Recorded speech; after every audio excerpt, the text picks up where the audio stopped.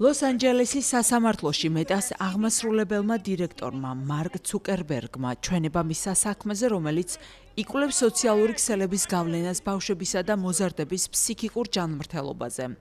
სასამართლო პროცესზე განიხილება ბრალდებები, რომელთა მიხედვითაც მეტას პლატფორმები ხელს უწყობს ტექნოლოგიურ დამოკიდებულებას, რომელიც თავის მხრივ ამძაფრებს ფსიქოლოგიურ პრობლემებს არასრულწლოვნებში.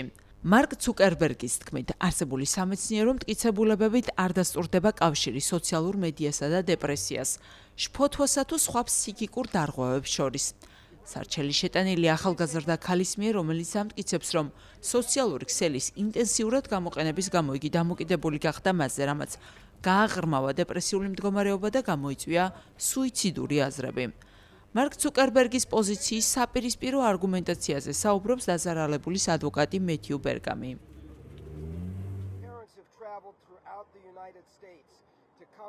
ეს მშობლები ამერიკის სხვადასხვა შტატიდან ჩამოვიდნენ, რათა თავიანთი შვილები მორალურად გაამხნევონ. ბევრმა მათგანმა ღამე სასამართლოს წინ გაათენა, რათა ენახათ, როგორ მიმდინარეობს სამართლიანი პროცესი. დღეს სასამართლოში მოვისმინეთ ბევრი სიტყვიერი მანიპულაცია, როგორც ცდილობენ სიტყვებით შეცვალონ რეალობა და დამალონ სიმართლე. მაგალითად ითქვა, რომ პლატფორმა არ უშვებს 13 წლამდე ბავშვებს.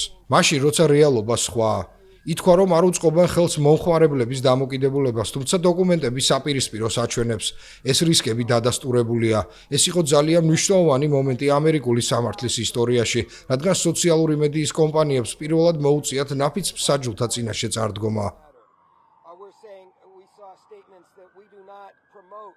ამ ეტაპზე მეტას წინააღმდეგ საქმეს ნაფიცი მსაჯულები განიხილავენ, გადაწყვეტილება კი შესაძლოა მომდევნო კვირაში გამოცხადდეს.